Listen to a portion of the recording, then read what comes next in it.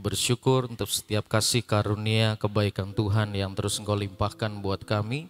Sampai akhir minggu ini Tuhan tetap ada bersama dengan kami dan terus akan menolong, memimpin, menjamin hidup kami dan terus membawa kami mengalami kemenangan. Terima kasih Tuhan buat kehadiran-Mu di tengah-tengah Praise and Worship pagi hari ini. Dan sekarang kami siap diberkati lagi dengan firman-Mu.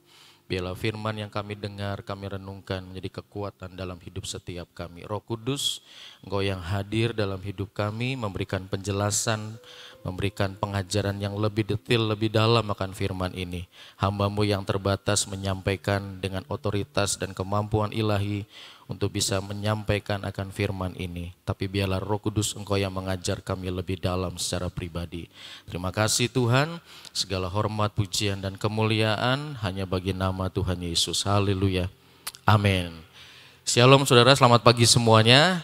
Saudara, hari ini saya akan share kepada saudara dengan sebuah judul The Lord is There.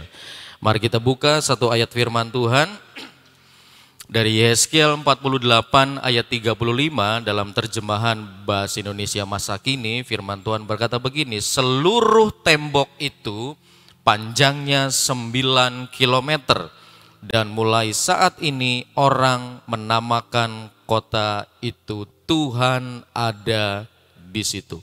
Saudara, Yehezkiel 48 ayat yang ke-35 ini adalah ayat terakhir dari kitab Yehezkiel. Jadi kalau saudara buka kitab Yehezkiel, ayat 35 itu sebagai penutup. Dan ditutup dengan sebuah statement yang sangat bagus saudara. Seluruh tembok itu panjangnya 9 kilometer. Dan mulai saat ini orang menamakan kota itu Tuhan ada di situ. Kenapa Tuhan membuat sebuah statement terakhir dari Yehezkiel ini saudara? Karena pada saat itu kondisi orang Israel itu kondisinya berantakan saudara.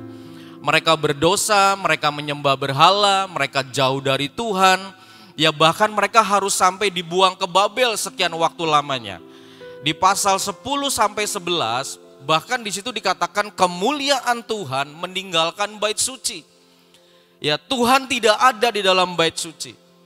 Sebuah keadaan yang tidak menyenangkan di kala itu. Sebuah keadaan yang tidak baik-baik saja untuk orang Israel pada kala itu. Dan suatu ketika saudara, pada pasal 40 kitab Yehezkiel, Tuhan memberikan sebuah penglihatan kepada Yehezkiel. Ya, Tuhan memberikan sebuah arahan kepada Yehezkiel bahwa harus terjadi sebuah pembaharuan. Harus terjadi sebuah pemulihan di Yerusalem. Dan Yehezkiel ditunjukkan, digambarkan, diarahkan oleh Tuhan untuk kembali memperbaiki tembok Yerusalem dan juga kemudian membangun bait suci. Dan di situ dikatakan bahwa apa yang selama ini sudah hilang, kemuliaan Tuhan sudah hilang, harus dikembalikan lagi saudara. Kalau saudara membaca pasal ke-40, itu kalau saudara bacanya cepat-cepat pasti nggak ngerti. Kenapa? Karena di situ ada penglihatan, ada sebuah statement, ada sebuah perintah kepada Yehezkiel untuk membangun semuanya. Pintu gerbangnya harus diukur sekian hasta, kemudian temboknya harus dibeginikan sekian hasta, palang pintunya, kemudian macam-macam ruangan-ruangannya harus dibangun saudara, harus diberesin. Ya, ada sebuah bangunan kota yang harus diperbaiki saudara. Yehezkiel diperlihatkan ada sebuah kota yang harus diperbaiki. Kenapa? Karena sebuah keadaan saat itu yang tidak baik-baik saja. Nah, di dalam kota itu saudara terdapat bait suci. Ya, ada sebuah kota yang sangat besar. Saudara tadi dikatakan berapa? Panjangnya 9 kilometer. 9 kilometer kalau dari sini kemana ya? Ke Beber kali saudara ya. Nah, saudara bayangin ya. Temboknya 9 kilometer, berarti gede banget saudara. Di dalam kota itu, di dalam benteng tembok itu ada sebuah bait suci yang digambarkan dengan sebuah dimensi yang sangat besar. Dan Tuhan mengkhususkan kota itu saudara, Tuhan mengkhususkan dikelilingi dengan tembok dengan 12 pintu gerbang. 12 pintu gerbang itu dikasih nama masing-masing suku Israel saudara. Gerbang ini, gerbang ini, gerbang ini diberi nama, saudara. Ini menunjukkan apa? Menunjukkan Tuhan ingin memberikan sebuah hak kepada suku Israel untuk mereka memiliki hak yang sama atas kota ini. Dan tanah itu kemudian dibagi secara rata, secara adil kepada 12 suku Israel. Itu menjadi milik pusaka mereka. Dan Tuhan ingin juga ada kehidupan ibadah yang dipulihkan. Tuhan ingin Tuhan hadir lagi di situ, saudara. Yang selama ini kemuliaan Tuhan sudah hilang, ingin dikembalikan lagi sama Tuhan.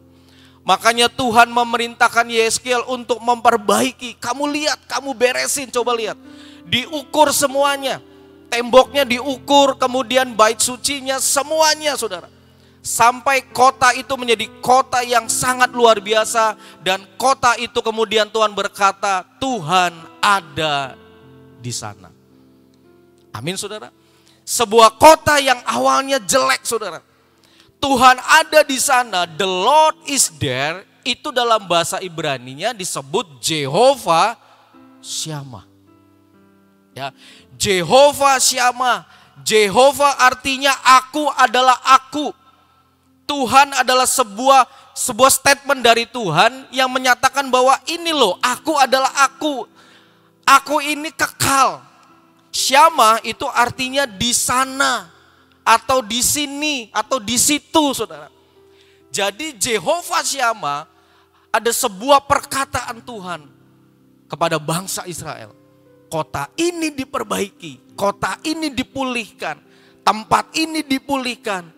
Maka dikatakan oleh Tuhan, Tuhan ada di situ. Yang dulunya kemuliaan Tuhan sempat meninggalkan. Tetapi di ayat yang terakhir Tuhan berkata, Jehovah Syama. Nama yang sangat kudus. Aku adalah aku, Tuhan berkata, dan aku ada di situ. Amin, saudara. Sebuah keadaan yang harus dirubah sama Tuhan. Tuhan mengasihi bangsa Israel. Jehovah Syama menjadi sebuah kepastian untuk bangsa Israel. Tuhan kembali tinggal di tengah-tengah bangsa Israel. Tuhan kembali ingin memulihkan hubungan dengan bangsa ini. Terjadi rekonsiliasi, saudara. Terjadi pemulihan. Dan kehadiran Tuhan, Jehovah Syama, itu bukan sementara. Tetapi Jehovah Syama itu adalah permanen. Bukan lagi menjadi kota yang ditinggalkan. Tetapi menjadi kota yang dimana Tuhan hadir. Tuhan ada di sana. Dan disitulah penuh dengan hadirat dan kemuliaan Tuhan. Jehovah Syama harus ada di tempat itu. Jehovah Syama, the Lord is there, the Lord is here, harus terjadi juga buat saudara dan saya hari ini. Amin. Ketika hidup saudara seperti bangsa Israel mungkin berantakan, mungkin kacau balau, hidup kita udah gak jelas, saudara. Maka Tuhan ingin memperbaiki kembali. Kemuliaan Tuhan mungkin sempat hilang dalam hidup saudara. Bahkan mungkin sekarang saudara udah gak bisa lagi menikmati Tuhan. Tetapi Tuhan berkata, kamu harus dipulihkan, kamu harus dibereskan. Dan setelah saudara mengalami pemulihan, maka dia berkata, Jehovah Syama, aku ada di situ. Aku ada bersama dengan saudara. Saudara, kemarin kita merayakan kenaikan Tuhan. Setelah kenaikan Tuhan, Tuhan berjanji akan mengirimkan Roh Kudus-Nya dalam hidup saudara dan saya. Amin. Dan ketika Roh Kudus dicurahkan, Roh Kudus diutus Bapa buat saudara dan saya, maka Roh Kudus itu harus tinggal di dalam hidup kita. Dan buat orang percaya, Roh Kudus itu diberikan secara permanen. Kalau saudara menerima Roh Kudus, maka Roh Kudus itu akan tinggal dalam hidup saudara. Bukan harian. Oh, kalau Senin nggak ada Roh Kudusnya. Nanti baru datang hari Minggu. Kalau saudara menerima, saudara mengakui Roh Kudus masuk dalam hidup saudara, maka Roh Kudus itu menjadi sebuah pribadi Allah sendiri yang tinggal menyertai hidup saudara. Pada zaman perjanjian lama, saudara, itu tidak disebutkan Roh Kudus, tetapi disebutkan Roh Allah, Ruah Elohim. Dia hadir, dia diberikan tidak kepada semua orang. Roh Allah itu diberikan kepada orang-orang tertentu, kepada para nabi, kepada orang-orang tertentu, saudara. Saudara ingat ketika Yusuf diberikan hikmat oleh Tuhan untuk mengatur semuanya. Bahkan sampai orang Mesir berkata, ini orang penuh dengan Roh Allah. Sangat luar biasa hikmatnya. Roh Allah tinggal di dalam kehidupan Yusuf, membuat dia menjadi orang yang sangat luar biasa. Tetapi ketika perjanjian baru, ketika digenapi dalam perjanjian baru, Roh Allah yang sama itu diberikan, dicurahkan kepada setiap orang yang percaya di hari Pentakosta. Dan itu memberikan sebuah jaminan saudara dan saya punya kuasa. Amin. Punya hidup yang dipulihkan, punya hidup yang dimerdekakan. Ada sebuah rekonsiliasi ilahi yang terjadi buat saudara dan saya. Dan ketika Roh Kudus itu hadir, ketika Jehovah Syamah itu hadir dalam hidup kita, maka saudara diberi kuasa, diberikan dunamos. Kuasa untuk apa? Kuasa mengalahkan setan, kuasa untuk bersaksi, kuasa untuk menginjil. Dengan kuasa siapa? Dengan kuasa ilahi, dengan kuasa Roh Kudus. Ketika Tuhan hadir, Roh Kudus hadir dalam hidup kita, maka kita yang biasa-biasa ini menjadi orang yang sangat luar biasa. Amin. Petrus tuh orang yang biasa, bahkan pernah berkhianat dalam tanda petik, menyangkal Yesus berkali-kali. Tetapi ketika Roh Kudus hadir, ketika Jehovah Syamah hadir kala itu melawat para murid, mereka menjadi orang yang sangat luar biasa. Saudara, hari-hari ini yang kita perlukan adalah kekuatan dari Tuhan yang ajaib. Kekuatan dari Roh Kudus, kekuatan dari Jehovah Syamah. The Lord is here. Tuhan harus hadir di sini. Tuhan harus hadir dalam hidup saudara. Tuhan harus hadir dalam keluarga saudara. Tuhan harus hadir dalam bisnis saudara. Tuhan harus hadir dalam sekolah saudara. Tanpa Tuhan kita nggak bisa ngapa-ngapain saudara. Setuju nggak saudara? Kita ini nggak ada apa-apanya, cuma sebutir pasir saudara. Nggak punya nilai, nggak punya harganya. Tetapi ketika Tuhan berkata, aku hadir nak. Aku Jehovah Syamah. Aku hadir dalam hidupmu. Maka kita yang tidak ada apa-apanya diubahkan Tuhan. Menjadi sesuatu yang sangat berharga dan bernilai. Dan saudara punya kuasa yang ajaib. Nah, bagaimana saudara bisa mengalami Jehovah Syamah? Atau Jehovah Syamah itu hadir kapan sih? Apakah Jehovah Syamah, Roh Kudus atau Tuhan Allah Elohim itu hanya hadir ketika saudara di gereja? Apakah Jehovah Syamah hanya hadir ketika saudara berdoa saja? Apakah Jehovah Syamah hadir ketika saudara sedang menikmati keuangan yang baik? Apakah begitu? Tidak, saudara. Roh Kudus selalu hadir dalam hidup saudara. Amin. Roh Kudus sudah diberikan kepada setiap saudara. Ketika saudara menerima Yesus dan berkata, Tuhan, aku terima Engkau sebagai Tuhan dan Rajaku, masuk dalam hatiku. Aku mengaku Engkau sebagai Tuhan, menguasai hidupku. Maka Roh Kudus juga diberikan kepada saudara. Makanya saudara harus berdoa kepada Tuhan, kepada hidupmu secara pribadi. Roh Kudus, mari ajari aku, aktiflah bekerja dalam hidupku. Roh Kudus itu pribadi yang lembut saudara. Dia bukan pribadi yang kasar seperti kita kadang-kadang manusia. Kalau kita mengajak berkolaborasi Roh Kudus dalam hidup kita, maka segala sesuatu yang rumit sekalipun bisa kita selesaikan. Roh Kudus itu roh yang menghibur, bukan roh yang membuat saudara jadi ketakutan. Jehovah Syamah, Allah ada di situ. Pertanyaannya sekarang, Jehovah, Allah yang kekal, itu ada di mana buat saudara dan saya hari ini? Apakah dia tidak ada bersama dengan saudara? Terkadang kita kan suka berdoa begini, Tuhan di mana engkau? Masih nanya. Tuhan tunjukkan pribadimu. Tuhan bilang, masih nanya, masih nyari. Berarti saudara tidak sadar kalau the Lord is here. Tuhan itu ada bersama saudara. Kapan Jehovah Syama itu ada bersama dengan saudara? Yang pertama, ketika saudara merasa kesepian, kosong hidupnya. Ibrani 13 ayat 5b dalam terjemahan sederhana bilang begini. Aku tidak akan pernah berarti sama sekali gak pernah. Membiarkan kamu dan tidak akan pernah meninggalkanmu sendiri. Jadi artinya saudara seharusnya tidak bilang begini, Tuhan saya lagi kesepian, baru diputusin pacar, jomblo lagi.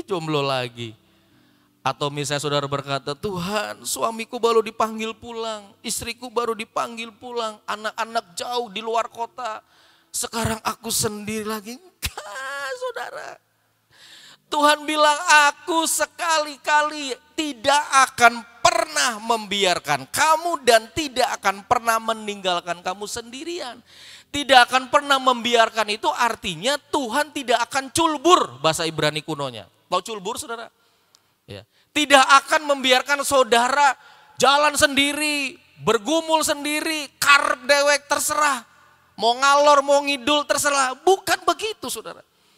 Tuhan akan hadir bersama dengan saudara, dia menjamin hidup saudara.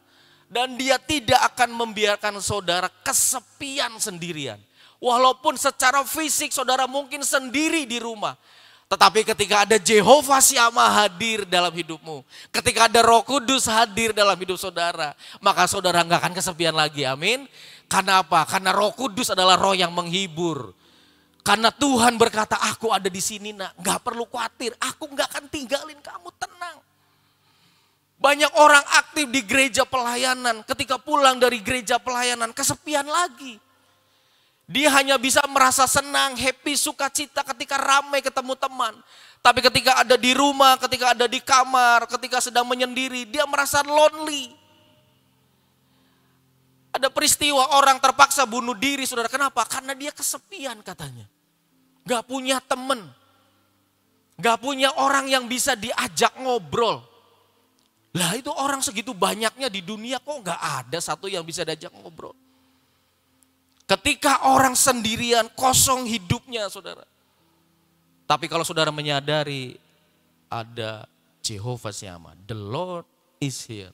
Saudara tidak akan pernah merasa sendiri lagi. Amin.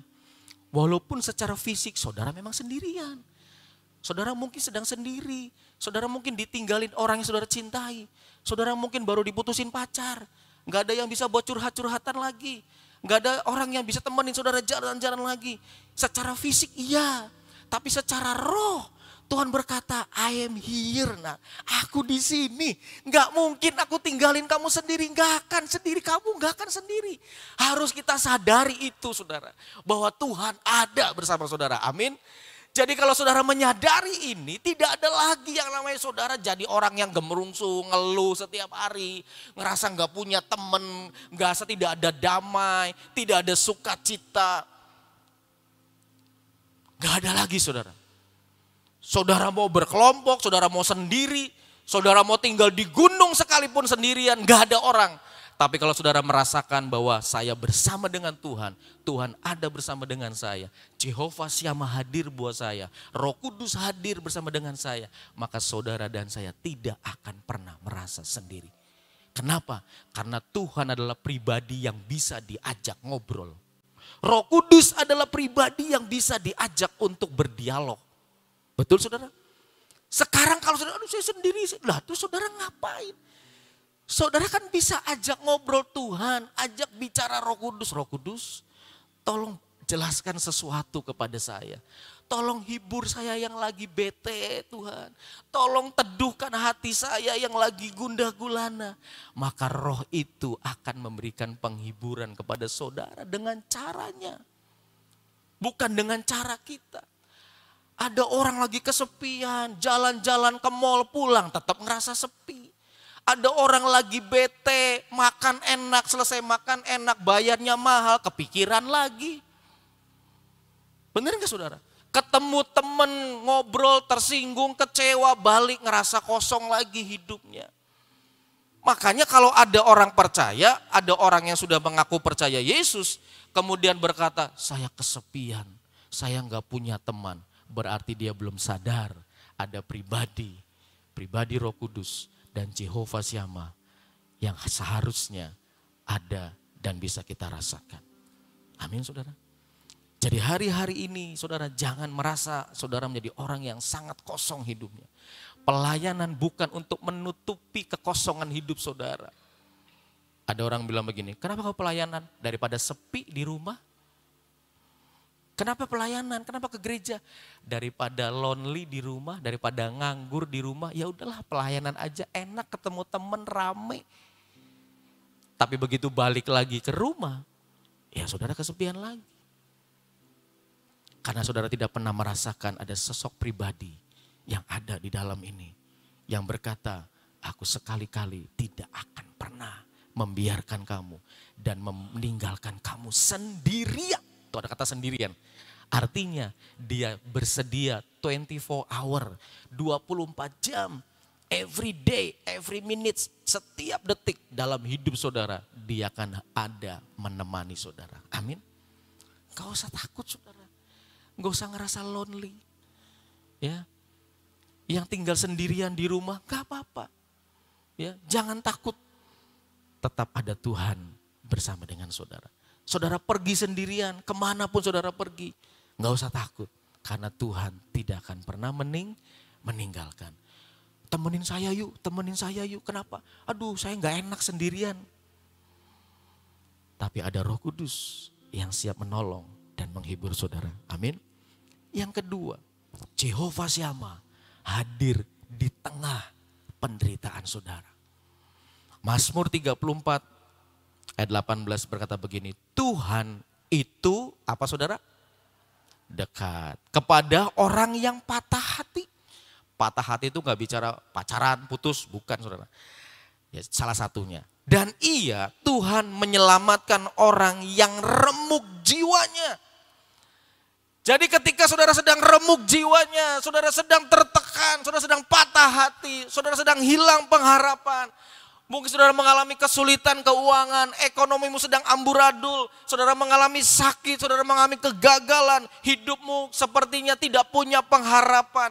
Kemudian saudara berkata, Tuhan kok engkau jauh banget. Tuhan kok sepertinya engkau jauh banget, tidak tersentuh sepertinya.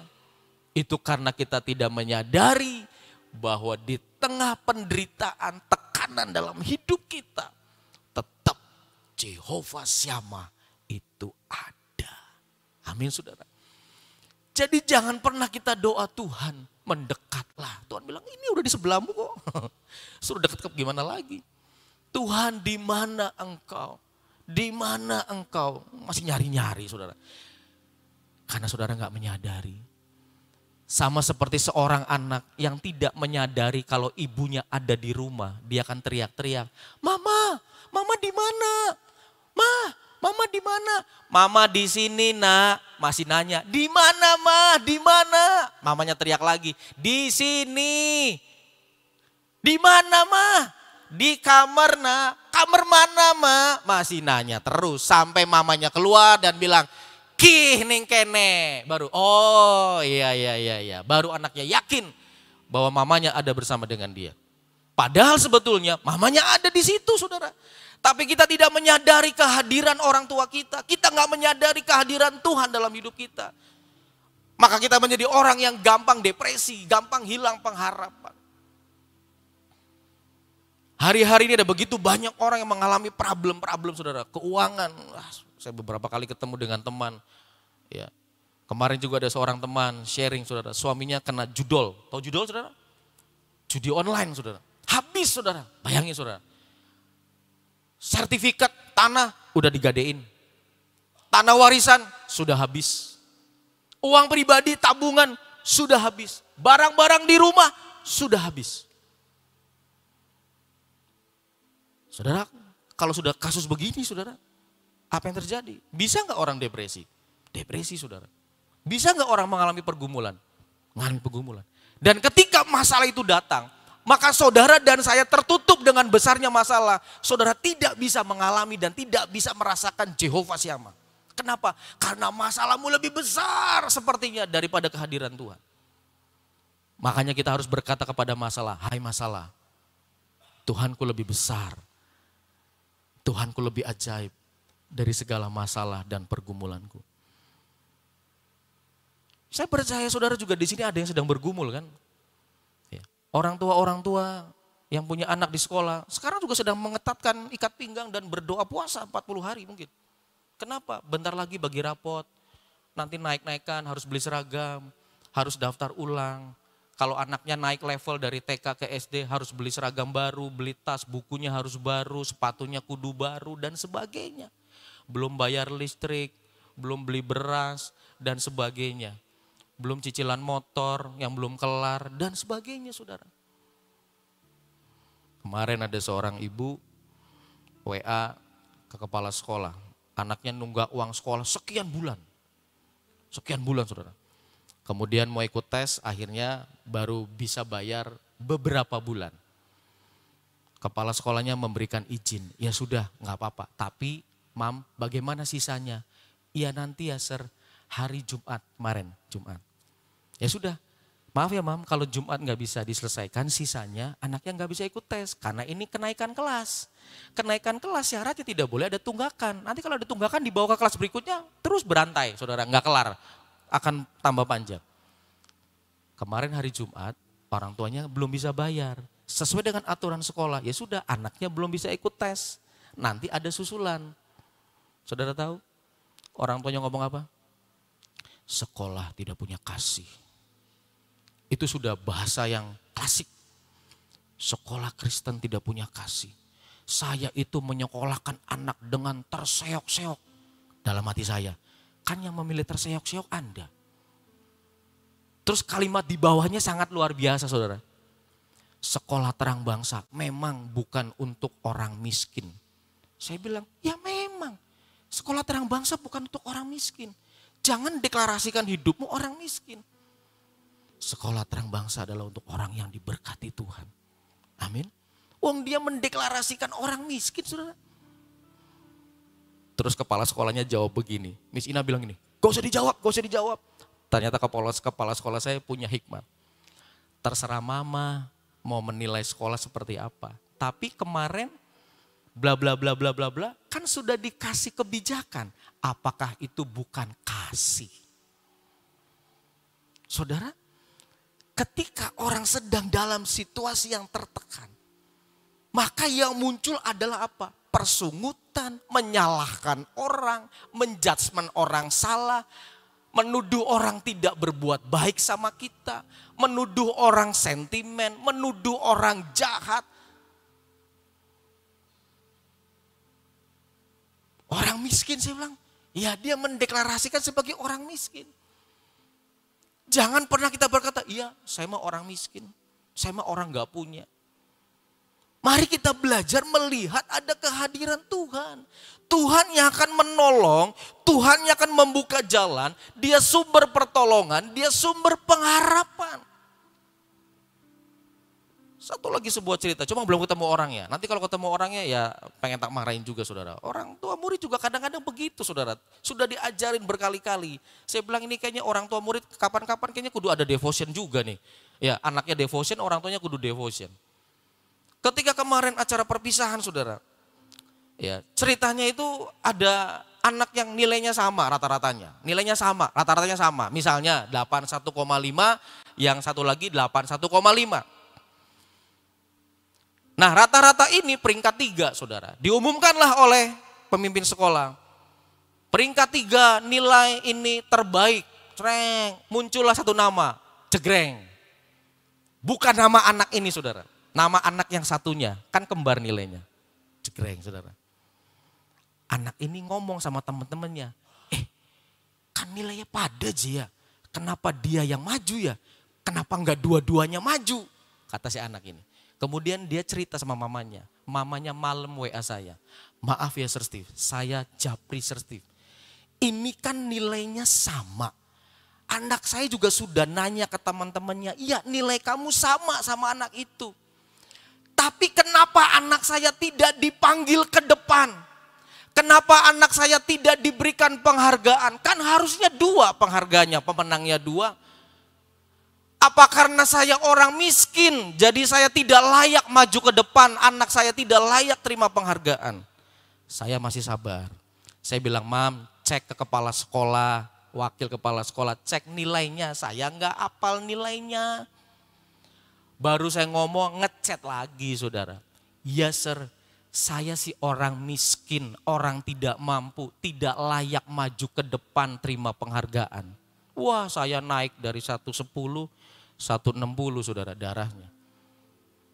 Saya bilang, tak marahin di grup, di chat. Mam, saya bilang jangan baper ya.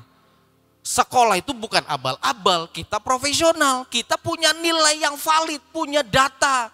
Kan saya sudah bilang, hubungi kepala sekolah, tanya nilainya berapa. Saya nggak ngerti tentang nilai aslinya berapa. Jangan mendiskreditkan sekolah, saya bilang gitu kan. Saya tidak membedakan miskin kaya apa, nggak ada bedanya. Sekolah Terang Bangsa memperlakukan semua anak sama. Mau anak konglomerat, mau anak pengurus, mau anak orang biasa. Maaf kata, mau anak yang itu semua kita perlakukan sama. Jangan menjelekkan sekolah. Enggak jawab. Saya forward ke kepala sekolah saudara, chatnya. Kepala sekolah bilang begini. Dia juga barusan chat saya. Belum saya balas sir, pegel. Maksudnya pegel tuh capek merekanya. Sir, itu rata-ratanya memang sama. Tetapi secara nilai total dia lebih kecil 5 poin. Yang satu 1312,10, dia 1312,05. Jadi kalau di rata-rata ya mungkin sama rata-ratanya, cuma totalnya beda sedikit. Sekolah itu mengambil dari total. Harusnya kan orang tuanya tanya, Miss ini beda, anak saya berapa sih nilainya misalnya. Oh ini, oh iya, kan sudah selesai saudara. Tapi kalau dia bilang saya orang miskin, gak layak maju ke depan, sekolah, wah macam-macam saudara.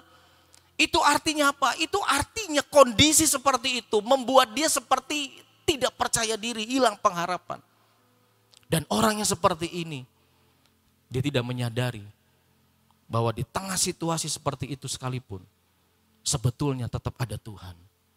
Di tengah saudara dalam pergumulan, tetap ada Tuhan. Jangan pernah komplain sama Tuhan.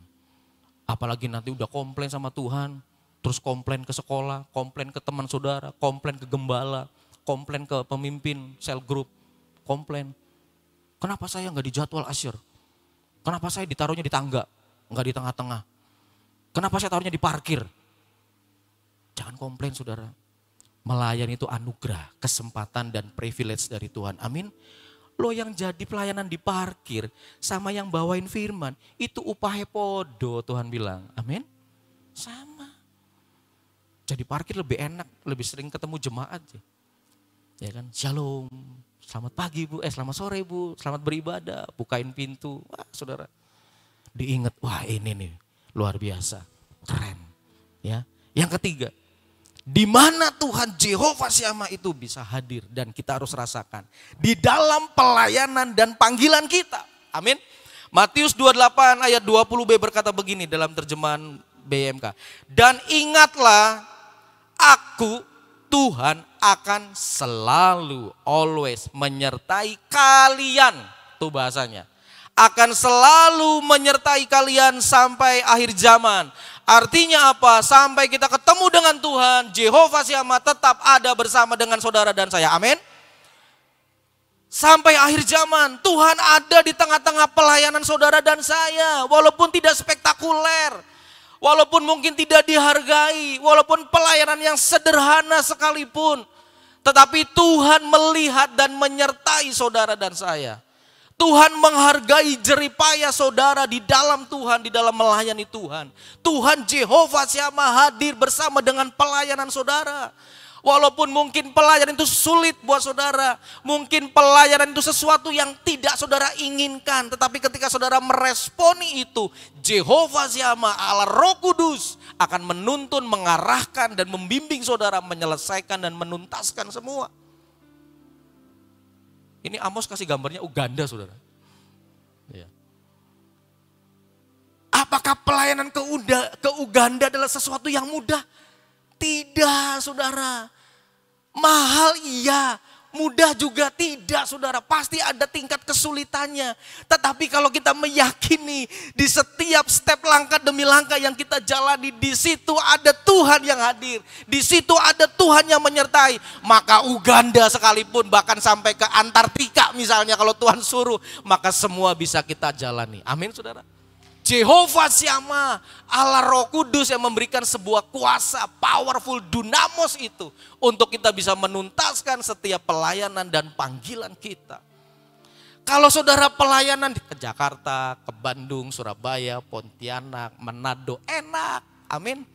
Mangane enak, ya Koiria, mangane enak, pesawatnya juga enak, biayanya nggak mahal. Lah kayak Uganda, saudara. Kalau bukan Tuhan yang suruh. Wah, saudara. Katanya lagi dingin ya. Nanti tanggal-tanggal segitu. Cuacanya katanya lagi dingin, saudara. Makanya bersiap-siaplah sekarang. Semua yang sudah Tuhan persiapkan, Tuhan akan menyertai. Tuhan ada di sana. Tuhan ada di Sion. Maka Tuhan juga akan ada di dalam pelayanan dan panggilan kita. Yang jadi asyir. Enggak usah bilang gini, wah saya jadi asyir. Saya udah 30 tahun loh jadi asyir. Saya udah 20 tahun loh jadi asyir. Masa kudu diajarin terus? Lah saudara, belajar itu gak kenal usia. Setiap waktu saudara harus diajarin. Karena semakin tua, maaf, badan kita semakin lemah. Daya tangkap kita juga semakin menurun. Maka perlu diingetin, maka perlu di-refresh, maka perlu dibangkitkan lagi semangatnya. Saya jadi pendoa gak kelihatan di belakang. Kayaknya kok gak pernah dihargain ya. Gak pernah disebut sama Ibu Nani, gak pernah disebut sama Miss Ina. Kalau disebut sekolah aja, radio lagi, sekolah lagi. Kok kita gak pernah disebut? Saudara, segala sesuatu kita gak perlu memikirkan hal yang remeh-temeh model begini. Yang pasti apapun pelayanan kita, Jehovah Syama ada bersama dengan saudara. Amin. Yang terakhir, Jehovah Syama memulihkan dan menuntun saudara. Mazmur 23 ayat 3. Ia memberi aku kekuatan baru. Siapa yang lagi lemes nih? Dan menuntun aku di jalan yang benar sesuai dengan janjinya. Ia memberi aku kekuatan yang baru. Dia menyegarkan, dia menuntun saudara di jalan yang benar. Jehovah Syama akan menuntun saudara di jalan yang benar. Walaupun mungkin jalannya seperti tidak enak, saudara lihat. Tetapi Tuhan berkata itu jalan yang benar, nah ikuti saja. Nanti ujungnya pasti baik dan menyenangkan. Walaupun tidak enak, walaupun tidak nyaman. Walaupun saudara berkata, aduh Tuhan ini terus apa pulang ya? Lanjut apa pulang? Tetapi Tuhan akan memberikan kekuatan baru untuk saudara bisa melewati semuanya.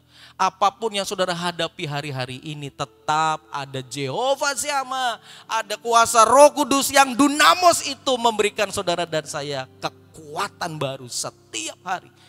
Untuk menuntun saudara berjalan di dalam rencana dan janji-janjinya. Amin saudara. Jangan pernah merasa lelah, capek. Kalau saudara lelah dan capek berkata, Tuhan Roh Kudus segarkan saya lagi. Tuhan Roh Kudus, Tuhan segarkan saya lagi. Kuatkan saya lagi. Saya butuh kekuatan, saya butuh energi ekstra. Saya butuh strong, kekuatan yang dari Tuhan. Kalau saudara lemes secara badan, saudara minum apa? Jamu, multivitamin, benar gak? Makan yang enak, tidur yang cukup. Tapi kalau spirit saudara sedang lemah, saudara butuh apa? Saudara butuh Jehovah Syama. Saudara butuh Roh Kudus yang akan menjadi kekuatan buat kita. Amin. Jangan pernah memikirkan di mana saudara berada. Gak usah pikirin. Bukan tempat yang penting, tetapi dengan siapa kita ada. Amin. Bukan tempat yang penting, di dalam lembah kekelaman sekalipun Daud berkata, Tuhan ada. Cukup buat Daud. Berjalan dalam bayang-bayang maut sekalipun, Daud berkata, kalau ada Tuhan, cukup buat saya. Bukan tempat yang penting saudara, tapi siapa yang ada bersama dengan saudara, itu yang penting. Jehovah Syama sudah ada bersama saudara. Roh Kudus sudah diberikan buat saudara dan saya. Maka Tuhan sudah hadir dalam hidupmu. Itu harus terus bekerja. Memberi kekuatan, memberi penghiburan, menuntun setiap jalan saudara. Walaupun hari-hari ini saudara sedang sedih.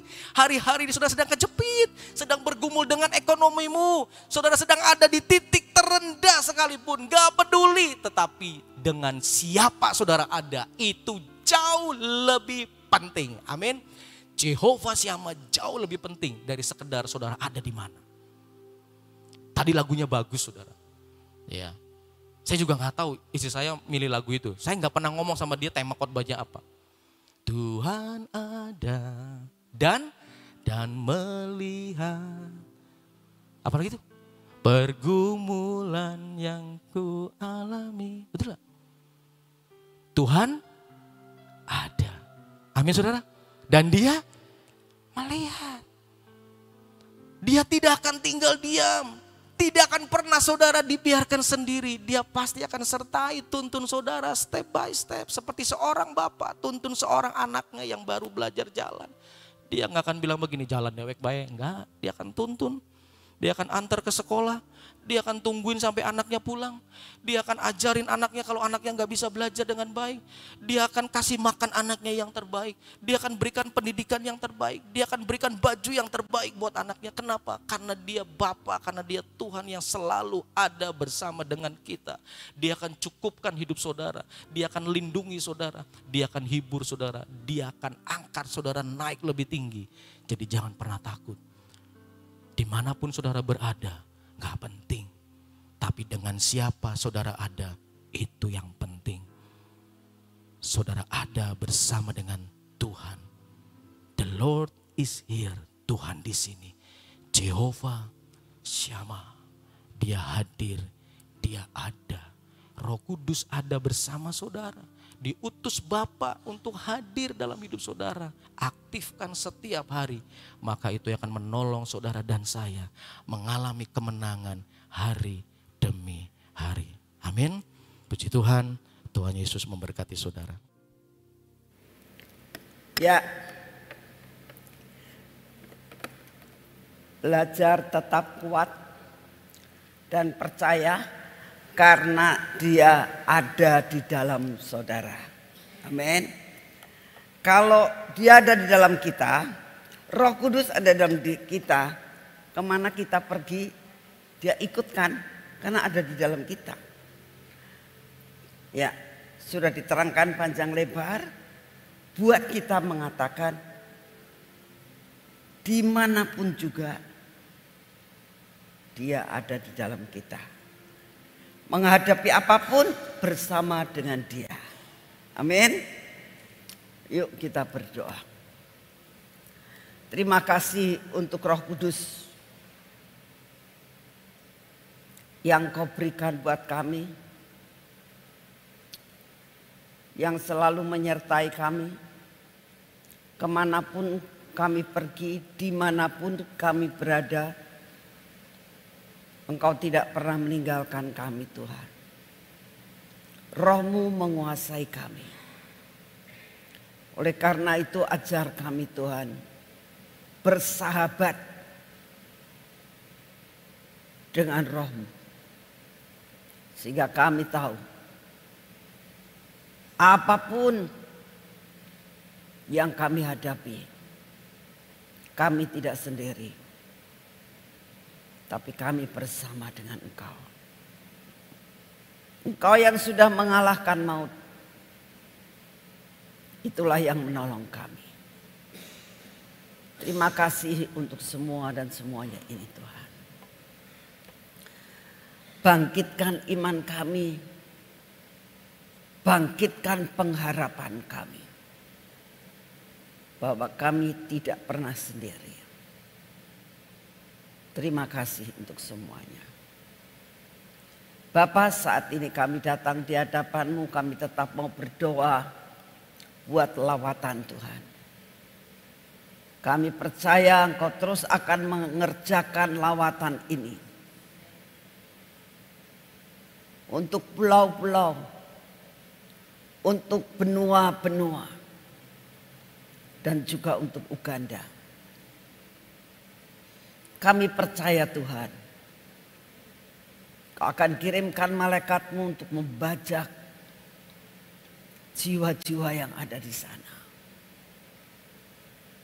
Engkau siapkan Tuhan, ya pada saat kami datang, ada perkara yang ajaib sedang Kau sediakan. Sehingga mata kami terpesona dengan apa yang sedang Kau kerjakan buat Uganda. Yang saat ini kami belum tahu, tapi kami percaya Kau akan lakukan perkara-perkara yang ajaib. Kau akan memberkati usaha-usaha yang ada di sana. Kau akan memberkati tanah di sana. Engkau akan mengubahkan segala sesuatu pemerintahan di sana. Sehingga benar-benar Uganda menjadi suatu negara yang takut akan Engkau dan diberkati. Terima kasih untuk semuanya. Kami tetap berdoa buat pulau-pulau Tuhan. Tolong supaya kami dapat menetapkan kemana kami harus pergi. Terutama saat ini Tuhan. Untuk Sulawesi Selatan yang saat ini sedang digarap. Sedang dipersiapkan. Engkau sendiri akan mempersiapkan semua persiapan-persiapan yang saat ini sedang dikerjakan. Terima kasih untuk kasih setia-Mu. Bapak, saat ini kami datang di dalam nama-Mu. Kami tetap berdoa buat pemerintahan negara kami ini. Saat ini kami bersatu hati Tuhan, kami mau berdoa. Berikan hikmat, kebijaksanaan. Berikan apapun yang diputuskan oleh Bapak Presiden, Wakil Presiden, dan semua staf yang ada. Kami minta di dalam nama-Mu. Biar apa yang diputuskan adalah yang berkenan di hati-Mu. Kami berdoa untuk semua tawaran yang diberikan buat Indonesia. Kami berdoa Tuhan buat investor-investor yang saat ini merindukan untuk menanamkan modal di Indonesia. Bapak hamba minta di dalam nama-Mu, Engkau yang menyeleksi semuanya Tuhan. Semua yang baik itulah yang Engkau izinkan untuk masuk Indonesia. Engkau punya 1001 jalan untuk semua yang tidak berkenan di hati-Mu dan membuat kehancuran buat bangsa ini. Engkau buat jalan sampai tidak bisa masuk di bumi Indonesia ini. Inilah doa yang kami naikkan di hadapan-Mu. Terima kasih Tuhan, selamatkan Indonesia dari segala kejatuhan, dari segala keruntuhan dan kehancuran. Terima kasih untuk kasih setia-Mu. Kami hanya percaya kepada-Mu karena kami punya akses untuk naik di hadapan-Mu, untuk meminta sesuatu kepada-Mu Tuhan. Dan Engkau akan membuat jalan pada saat tidak ada jalan. Terima kasih untuk semuanya. Bapak, kami juga berdoa Engkau menghindarkan kami, anak-anak-Mu dimanapun juga berada. Anak-anak-Mu yang saat ini Tuhan sedang menghadapi masalah apapun. Engkau datang dan Engkau tolong. Engkau buka jalan saat tidak ada jalan. Engkau jamah dan Engkau sembuhkan pada saat mereka berseru kepada-Mu di dalam masa kesakitan, dalam masa sakit yang ada dalam hidup mereka. Tuhan, kami berdoa Engkaulah yang akan menolong pada saat banyak persoalan yang menimpa dalam kehidupan anak-anak-Mu dimanapun juga berada. Tolong Tuhan, buat jalan pada saat tidak ada jalan. Terima kasih untuk semuanya. Engkau Bapa yang menyediakan yang terbaik buat kami sebagai anak-anak-Mu. Kami tetap berdoa buat cuaca dan juga buat segala sesuatu malapetaka yang Kau izinkan terjadi. Selamatkan anak-anak-Mu dimanapun mereka berada. Sekalipun apapun yang Kau izinkan terjadi, anak-anak-Mu tetap Kau bedakan. Terima kasih untuk semuanya. Terima kasih Bapak, Engkau sungguh amat sangat baik. Terima kasih untuk hari ini. Terima kasih bahwa kami boleh mengakhiri minggu ini bersama-Mu Tuhan. Biarlah sungguh-sungguh hari ini kami mengucap syukur kepada-Mu atas pemeliharaan-Mu, atas kasih-Mu yang sungguh amat sangat luar biasa. Terima kasih Bapak, kami mengucap syukur karena Kau sungguh amat sangat baik atas kami. Saat ini kami minta kekuatan baru, kesehatan yang daripada-Mu, daya tahan tubuh yang daripada-Mu. Beri kepada kami Tuhan, supaya kami dapat menyelesaikan destiny kami di dalam dunia ini. Terima kasih Bapak, dalam nama Tuhan Yesus. Mari kita masuk dalam pengurapan.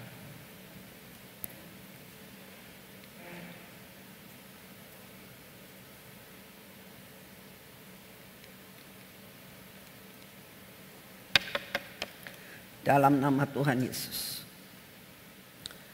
Biarlah minyak urapan ini yang merupakan minyak supranatural menguasai seluruh hidup kami. Biarlah hari ini kami hidup dalam supranatural.